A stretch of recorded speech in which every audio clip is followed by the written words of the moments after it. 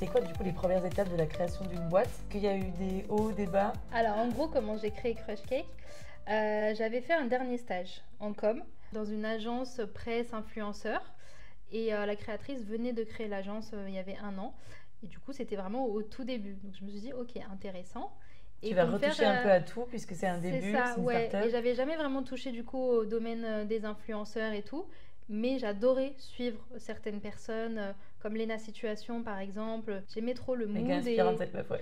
vraiment. Et c'est vraiment une girl boss, Je sais pas comment elle fait pour faire tout ce entrepreneur, qu'elle fait, ouais, etc. c'est Vraiment. dingue. Et du coup, bah, j'ai travaillé avec elle par la suite dans cette agence. Mais tu vas me donner son contact parce que je veux trop l'interroger pour des C'est vrais. vrai? Bah, Léna, ouais. si tu nous écoutes d'ailleurs. Bah franchement c'est possible, hein. Du coup là on devait faire un événement pour elle. Elle fait tu sais tous les mois d'août une vidéo par jour, les vlogs d'août, voilà tu connais. Et là ces dernières années elle fait des soirées de lancement des vlogs d'août. Nous on faisait un peu le mood board de la soirée. Et là je suis tombée sur ces petits gâteaux, tu vois assez girly et tout, un peu, enfin, en fait c'est inspiration Corée. Mais aussi un peu États-Unis, Californie, avec le mood un peu rose, pink et tout. Donc je propose ça, tout le monde valide, genre ma boss, Lena valide et tout. J'avais pas de pâtissière, mais j'en contacte. Ouais. Qui me dit ok, j'ai jamais fait ça, parce que ça existait pas trop sur Paris, tu vois, ces petits formats-là et tout. Donc on fait ça pour l'événement. Et ça a trop bien marché. Et visuellement et tout, j'ai trop aimé ce que ça rendait. Les gens étaient trop contents de voir ça. Enfin, ils étaient surpris. Et tout le monde prenait en photo, surtout. Hyper Instagrammable et tout. Lena aussi. Donc ça a commencé comme ça et je me suis dit ok, ce concept en vrai ça me plaît bien. D'un point de vue business aussi, c'est un truc que tu fais plutôt artisanal, donc tu fais ça à la commande vu que c'est personnalisé. T'as pas à avoir un stock énorme et tout, donc je me suis dit bon, c'est peut-être pas trop d'investissement au début, pourquoi pas lancer ça, créer un petit peu le compte Insta et voir ce que ça donne. Parce que du coup Gang, on avait un petit peu arrêté, année Covid assez compliquée. On avait du coup fabriqué plusieurs bars qu'on n'avait pas pu vendre. Enfin, c'était à l'échelle industrielle, c'était à l'usine en fait qu'on produisait. Il y avait des minimums de commandes. Même si on avait trouvé une usine dans le sud qui prenait genre vraiment le minimum de commandes, c'était quand même 7000 bars, tu vois. Ah ouais, ça va vite quoi, faut les écouler C'est après. ça. Et en fait, année Covid et tout, on a trop galéré à trouver des revendeurs. Donc là, je me suis dit, bon, si je refais un autre business, pas de stock. Enfin, limiter les stocks au possible, surtout au début, quoi. Donc en fait, ouais, ce business, il cochait un peu plusieurs cases. Côté où tu peux créer différents esthétiques, design. Le fait que ce soit artisanal, que je peux tout faire à Paris et tout. Je me suis dit, bon, ouais. Et puis ça touche aussi au monde de l'influence, réseaux sociaux, c'est hyper Instagrammable Oui, comme c'est tu ça. disais. Événementiel. Genre, je me suis dit, ok, ça me correspond, je pense. Mon associé, je lui ai dit, est-ce que tu veux qu'on fasse ça ensemble et tout. Elle m'a dit, franchement, c'est ton truc, je te vois trop faire ça, ça te correspond trop. Moi, un peu moins, mais vas-y, genre, je te soutiens à fond. Ok, donc là, tu t'es retrouvée solo. Ouais. Je me suis dit, ok, Ça on va t'a fait peur un commencer peu ou pas? petit à petit. Franchement, pas tant que ça. Pas tant que ça. Parce qu'il y a un peu de démarche à faire au début. Tout ce qui est dépôt de la marque à l'INPI, création du statut. Au début, j'ai juste fait auto-entrepreneur. J'ai Attends, pas comment créé t'as la trouvé société. le nom avant de Le continuer? nom, Ouais. franchement, ça m'est venu comme ça. Dans mes prenais notes ta iPhone, douche. je cherchais quand même. Je me dis, vas-y, il faut trouver un nom. Je voulais un truc qui sonne bien, court, un peu américain et tout. Parce que j'aime trop parler en anglais sur les réseaux et tout. Je trouve que tout sonne mieux, tu vois, en anglais. Bah ouais. Un peu girly et tout, court, qu'on retient bien. Donc j'avais plusieurs mots. J'ai demandé un peu autour de moi et beaucoup me disaient ouais non lui il est bien, Crush Cake ça sonne bien. Et puis en vrai le nom après c'est ce que t'en fais qui rend le nom cool aussi. Vous prenez pas trop le chou non plus avec ça. C'est Ouais, vraiment le reste qui va compter quoi. ouais. Mais c'est vrai qu'il faut aimer son nom, le voir sur le long terme et tout. Donc là, t'as fait le nom, les démarches pour le statut juridique. Ouais, c'est ça. La banque aussi, compte bancaire séparé, c'est mieux, comme ça tu te mélanges pas trop entre ton argent à toi et l'argent de l'entreprise, même si c'est pas obligatoire au début. Quand tu as juste le statut entrepreneur, tu peux tout mélanger. Et voilà, création du compte Instagram, commencer à poster, commencer à faire des photos, etc. Et en fait, ça a tout de suite marché. Genre, j'ai tout de suite eu des commandes sur les réseaux. Ah ouais, genre les réseaux ça a été efficace, même si t'avais pas beaucoup de followers au début. Ouais, ça a vraiment bien marché dès le début. Et enfin, bien marché. J'avais quelques commandes, mais moi, ça m'arrangeait. Le but, en fait, la première année, c'était pas de faire beaucoup de commandes parce que j'avais pas encore de pâtissière attitrée. Donc, le but, c'était plutôt de faire de l'image de marque, d'accepter des commandes pour des marques, pour des influenceurs et tout. Donc, je visais vraiment image, parce que j'avais pas de boutique et tout. Et du coup, j'ai dû faire les gâteaux chez moi pendant 6 mois. C'est toi qui cuisinais? C'est moi qui ai appris à les faire. Parce qu'en fait, les Génial. pâtissières n'étaient pas forcément intéressées par faire des petites commandes, surtout les bento. Enfin, ça rapporte pas forcément si t'en fais un ou deux et tout. Donc, j'ai vraiment galéré à trouver une pâtissière. Au bout d'un moment, je me suis dit, j'ai des demandes, je vais pas dire non à tout le monde.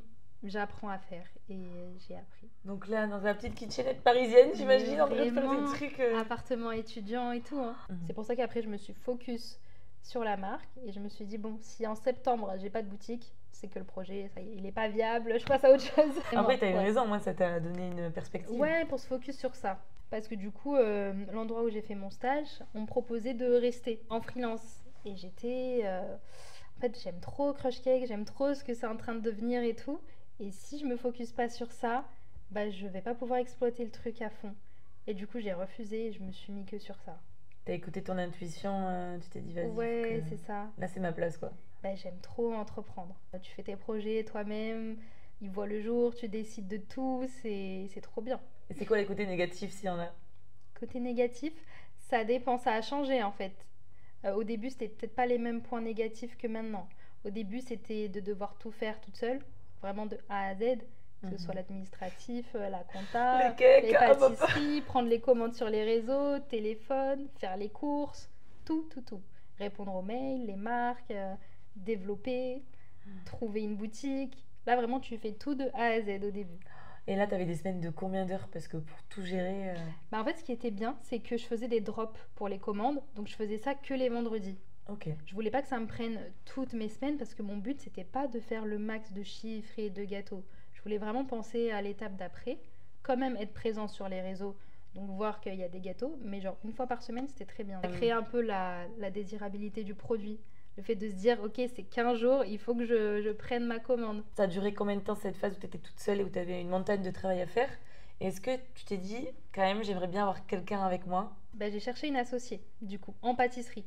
Parce que je me suis dit, c'est cool d'avoir les deux côtés. Carrément. Même le diplôme que je n'avais pas, etc., en CAP pâtisserie.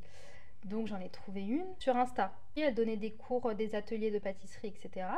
Donc je la contacte, le feeling passe bien, etc. Donc on décide de faire ça à deux, sachant que j'avais déjà créé pas mal de choses avant, donc ça aurait pas été à l'équilibre en termes de parts, etc. Carrément.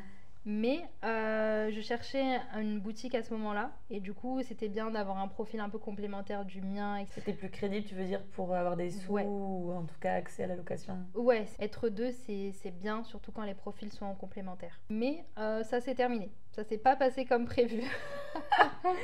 Quelques mois après, elle a décidé de tout arrêter parce que grosse charge de travail de son côté à elle.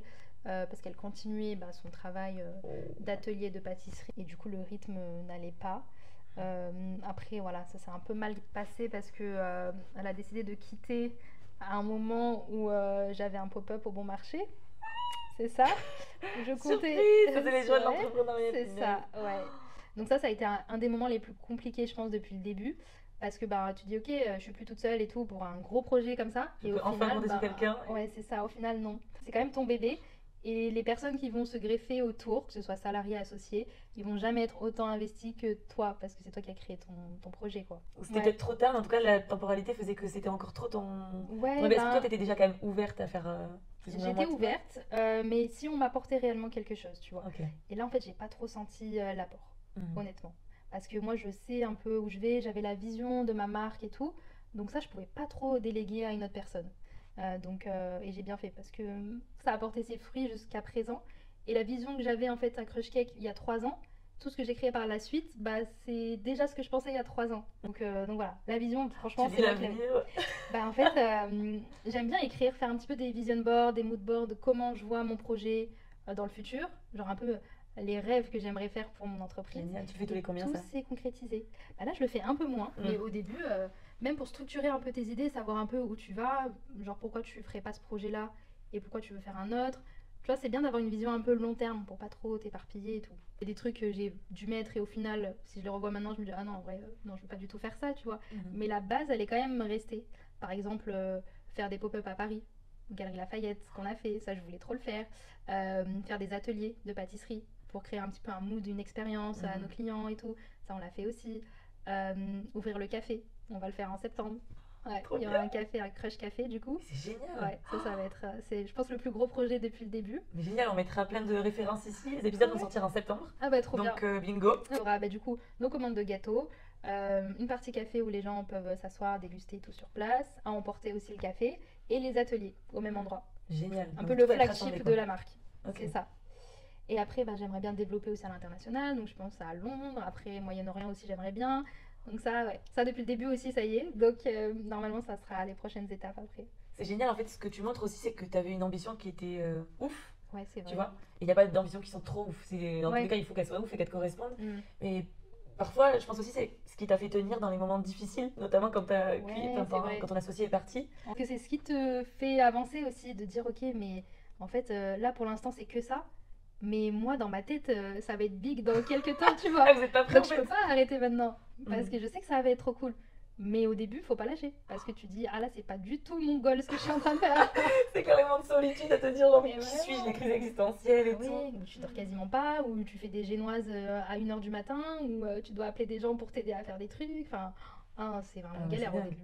Et ce qui me fait trouver au début aussi, c'est que tu travailles toutes ces heures, mais t'es pas payé quoi. Oui, Et mais du coup, en- c'est pour ça que l'appel du salarié, parfois, il était en conséquence à la pas. Tu dis, Ouais. punaise, si j'allais dans le salariat, moi je serais payée pour toutes ces heures passées. Ouais, c'est vrai. Mais pareil, il faut avoir la vision long terme de se dire, ok, là, je suis pas payée, mais vous Mm. inquiétez pas, dans quelques années, T'inquiétez pas, je vais être je serai milliardaire. bien payée. Ouais. Et en fait, aussi, je me suis dit, je suis pas payée, mais je kiffe quand même. Et là, à partir de là, je me dis, c'est fou parce que même si t'es pas payée, tu t'aimes bien ce que tu fais. À part les moments où c'était vraiment intense, les pop-up et tout, où là, oui, c'est compliqué de durer. Mais heureusement, ça dure pas longtemps. C'est Mhm. un mois max, les pop-up. Mais sinon, dans la vie de tous les jours, j'aimais tellement ce que je faisais que pour rien au monde, enfin, gratuit, ok. Je peux Ouais. tenir encore longtemps. En fait, c'est un peu comme un jeu. À chaque fois, t'as un élément, t'as un nouveau projet, t'as une nouvelle Ça. opportunité. Ouais, En fait, t'es tu comme ça tous t'ennuies les jours. jamais, c'est trop excitant tout le temps. Ah genre. ouais, non, c'est trop bien. Du coup, t'as eu cette expérience-là qui a pas fonctionné avec cette fille. Ouais. Et après, est-ce que t'as quand même, du coup, là, t'as dit que t'avais des salariés, comment ça s'est passé? En gros, quand j'ai ouvert la première boutique dans le 11e, j'ai dû recruter. Parce que Mhm. là, je me suis dit, ok, j'ai une boutique, c'est bon, je peux enfin recruter quelqu'un. Même si au début, je savais même pas si j'allais vraiment pouvoir faire du chiffre. Bah, carrément. Alors que, en fait, on avait fait le pop-up au marché en septembre et ça avait quand même marché financièrement. Donc je me suis dit, ok, les drops marchaient bien aussi, mais c'était que les vendredis. Et je me suis dit, est-ce que c'est un concept qui peut marcher toute la semaine ou ça va être que pour les événements, donc plutôt le vendredi, samedi et tout, je savais pas trop. Mais j'ai trouvé une boutique de la mairie de Paris. Mhm. Donc ça a bon plan, je sais pas si tu le connais. Non. En fait, la mairie de Paris a quelques locaux dispo et en fait, il faut candidater. Donc il faut un projet qui leur correspond, donc qui soit artisanal, éthique, qui peut faire vivre un peu la vie de quartier et tout. Génial. Ouais. Donc voilà, mon premier local vient de la mairie de Paris. Génial. Ouais. Merci, la mairie de Paris. Franchement, merci. Parce que ça, pareil, dans les plus petites villes, il n'y a pas forcément autant de moyens aussi. Mhm. Donc voilà, trop bien. Et du coup, j'ai recruté. Et là, franchement, c'est pas du tout pareil que d'avoir une associée quand t'as des salariés. Parce Mhm. que t'as quand même des missions que tu dois leur confier. Et il n'y a pas ce truc en mode est-ce qu'elle accepte de faire ça? Ou tu vois, quand t'es associé, t'es à un pied d'égalité. Carrément. Alors que là, Ouais, t'es manager, quoi. c'est ça, il faut Mhm. manager. Mais c'est un taf aussi, qu'on n'apprend pas. Ah ouais. Ouais, Ça s'est on passé apprend sur le comment au tas. début Alors en fait, moi ça se passe hyper bien. Mhm. Parce que j'ai des salariés qui sont hyper autonomes aussi. Ma première salariée, par exemple, elle a 52 ans. Elle avait jamais travaillé en France avant parce qu'elle cherchait ce job-là. Un job en cake design en fait. Et C'est elle trouvait génial. pas. Ouais. Et en fait, c'est devenu un peu la responsable de la boutique. Et elle gère quasiment toutes les autres. Parce qu'au Vietnam, elle avait beaucoup travaillé. Elle est d'origine vietnamienne. Elle avait, par exemple, tenu des restaurants et tout. Donc elle a vraiment l'intelligence, l'anticipation sur les stocks, surtout. Donc là, une méga pépite, quoi. Ouais, c'est mon T'as même bras pas droit. toi à la former de A à Z, elle a déjà des méga compétences. Ouais, et les gâteaux, elle gère, mais même plus que les gâteaux. Mhm. Tout ce qui est à côté. Du coup, elle est salariée, donc elle s'appelle Maï, c'est la première. Et après, tous les 2 mois, je recrutais une nouvelle personne. Ouais. Wow. Et là, Là, ça t'avais s'est la stabilisé. trésorerie pour le faire ou parfois c'était un peu un pari en mode ça va me permettre de passer au-dessus dans le business? Non, j'avais la trésorerie. Ouais, parce que ça a quand même bien marché dès le début, notre boutique. Et en fait, à chaque fois, on était, on peut pas faire plus de gâteaux là, on n'a pas le temps et tout. Du coup, on recrutait à chaque fois. Et là, maintenant, il y a 6 pâtissières en CDI. Putain, t'as créé 6 emplois. Ouais, C'est à ouf. Paris. Wow. C'est fou. Bravo, ouais. 6 pâtissières et une personne en communication. Moi, j'allais Camille. te demander parce que ça aussi, c'est une partie énorme. Ouais. com et surtout service client. Nous, on a quand même beaucoup de demandes par mail, vu que c'est des gâteaux personnalisés. Donc, il faut quand même être présent par mail pour répondre aux demandes de marque aussi pour les événements, faire les devis, tout ça. Et du coup, toi, maintenant, c'est quoi tes missions principales? Au départ, tu faisais de tout, les cakes, les trucs, les machins. Et maintenant que tu as un peu organisé et délégué certaines tâches, c'est quoi qui te reste? Alors, bah ouais, du coup, c'est pas la même difficulté qu'au début. Là, ce que j'aime le moins faire et que je suis obligée de faire, c'est tout ce qui est compta. En vrai, Oh compta non. administratif, même si j'ai un expert comptable, heureusement, je fais pas tout. Toujours la vision, la stratégie, surtout sur les réseaux. Tout ce qui est planning éditorial, quand on va poster. Par exemple, là, on va annoncer la nouvelle boutique prochainement. Quel post on fait, comment on l'annonce. Là, on vient de créer, je sais pas si tu connais sur Instagram, il y a, tu sais, le canal où on peut Mhm. parler avec la communauté, on vient de le créer pour du coup être un peu plus proche, montrer les backstage et tout. Donc ça, pareil, on vient de le faire hier et ça se discute entre nous. On est trois maintenant dans la COP Mhm. à parler de ça. Mais j'ai toujours quand même l'impulsion du début parce que j'ai la vision de comment je veux amener la marque ou comment j'ai envie d'annoncer certains trucs. La question que j'avais avant de poser, parce que Ouais. ça c'est très important. Ok. Parce que pour l'entrepreneuriat, je trouve qu'il y a un petit biais aussi. On Ouais. se dit que c'est pas forcément accessible, parce que comme tu le dis, tu travailles énormément au début, t'as pas forcément l'argent. Ouais. Et toi, au bout de combien de temps t'as pu te payer, te verser un salaire Donc je crois que j'avais déjà 3 salariés et moi je me payais toujours pas. punaise. Après, tu vois, j'avais pas connu ce que c'était d'avoir un salaire et tout, vu que j'étais étudiante avant. Donc j'avais le niveau de vie qui allait avec. J'avais un appartement que je pouvais payer, etc. Et j'ai toujours travaillé à côté de mes études, ce qui fait que j'ai mis de côté. Pendant un an, c'était mes économies. C'était un pari un peu. Et comment tu l'as vécu avec ton entourage, tes potes et tout, parce que c'est le moment où justement les uns et les autres commencent à avoir des tafs, avoir un peu de revenus. Et toi, tu fais un projet qui de l'extérieur bah, marche de ouf. Et comment, enfin, dans leur tête, ils doivent souvent se dire, bah, en fait, elle est pétée de thunes, ou je sais pas, ça marche trop bien. Alors qu'en réalité, bah, tu as une sorte de précarité financière si tu te compares en tout cas aux gens de ton âge et qui ont fait les mêmes études et tout. C'est Est-ce que tu as vrai. ressenti ça et comment tu l'as géré? Bah, pas trop, parce que moi, les personnes de mon âge, surtout à Paris, bah, ils étaient tous au même stade que moi, toujours un peu à se chercher, Ah ouais, à tout faire des est... petits jobs par-ci par-là. Ouais, vraiment. Et ceux en province, par contre, oui. En fait, il y a vraiment deux types de personnes à 25 ans. Par exemple, une de mes meilleures amies qui est infirmière depuis qu'elle a 21, 22 ans, qui a un taf hyper stable depuis le début. Et elle, oui, je pense qu'elle devait se dire dans sa tête, c'est trop bizarre à 25 ans de lancer un projet dans la pâtisserie alors Qu'est-ce que qui est c'est bon, pas mon cette famille? taf et ouais, et genre de pas se payer et tout à 25 ans quoi. Mais je pense qu'il faut pas trop se comparer aux autres, faut éviter parce que je pense qu'on est soit trop en retard pour certains, soit trop en avance pour d'autres, donc en fait il faut juste faire son propre chemin et voir où ça nous mène. Être bien dans ses baskets, quoi. Ouais, voilà, c'est ça. Mais c'est vrai que ce que tu dis, c'est hyper juste entre ben, la province, les territoires, voilà comment ils nous appellent, et Paris, ici. T'as quand même plus de gens qui s'autorisent à être perdus, à Ouais, explorer pardon, différentes voies, vraiment. à pas se cantonner. Ok, j'ai eu mon diplôme, mais ça veut pas dire que je dois taffer direct. En province, peut-être que ben, une fois que tu as tes études, vu que c'est plus calme et tout, bah, tu te Ouais. trouves un travail, tu te mets en couple, t'achètes ta maison Voilà, et et puis ça tout y va est, vite. tu vois. Ouais. Et là, j'ai fait un truc dans la food, et peut-être dans 5 ans, je vais lancer un truc complètement différent. Là, d'ailleurs, je vais donner des cours en marketing dans une école de commerce. Génial, meuf. Donc, trop bien. En fait, c'est plein d'opportunités comme ça, et tu peux faire 10 jobs dans ta vie, et je trouve que c'est ça qui est trop bien. Moi, par exemple, dans l'école de commerce, c'est qu'on m'a invité pour parler de Crush Cake. Ça s'est super bien passé. On m'a demandé est-ce que j'aimerais animer des cours sur les réseaux sociaux en marketing à la rentrée. Bah go, j'ai jamais fait ça, mais Génial, tu vas c'est être parti. teacher. Donc c'est Trop fou. bien. Alors qu'il y a 5 ans, j'assistais à des cours de professionnels, tu vois, donc ça peut aller vite quand même. T'as switché de l'un à l'autre Ouais. tellement vite. C'est quoi ton année la plus dure dans tout ton cursus académique? Alors bah, je pense que le lycée, et notamment en terminale, c'est pas facile parce que c'est une année un peu charnière. Déjà, tu as le bac et les profs te mettent la pression à te répéter tous les jours que tu auras le bac à la fin de l'année. Et en plus, tu dois choisir ce que tu veux faire pour l'année prochaine, passer des concours en même temps, t'inscrire à des prépas si jamais tu vas avoir telle école. Moi, je pense qu'on devrait un petit peu dédramatiser cette année-là.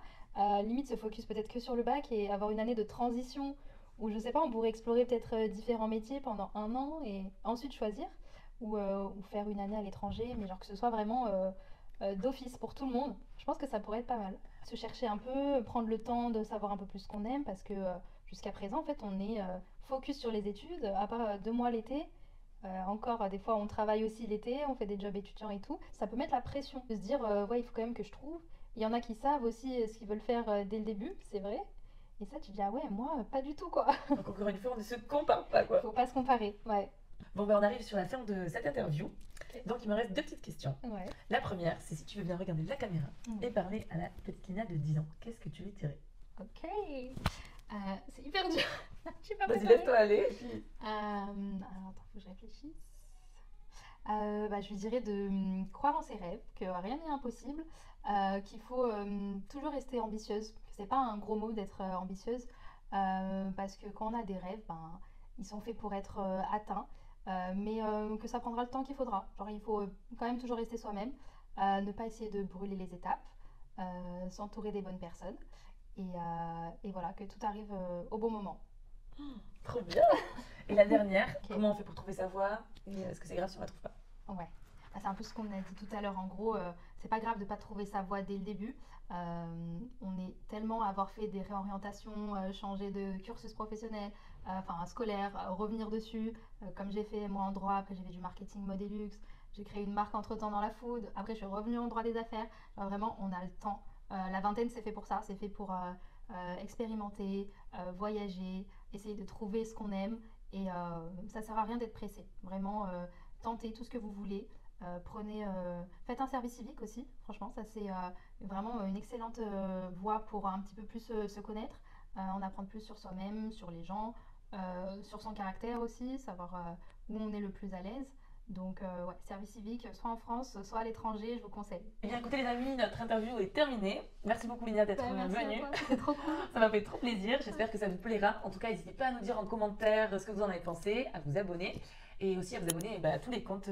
Crush Cake, ouais, sur Instagram, c'est là qu'on poste. On va mettre pas mal de news là pour la rentrée, il y a pas mal de trucs qui se préparent. Trop bien. Moi, j'ai hâte de les goûter. J'ai pas encore goûté, donc je viendrai Faut en que tu viennes, septembre ouais, à à la ton boutique, événement. inauguration directe. Carrément, trop cool. Sinon, moi, je vous fais des gros bisous. J'espère que ça vous a plu. En tout cas, on se retrouve bientôt pour le prochain épisode. Gros bisous.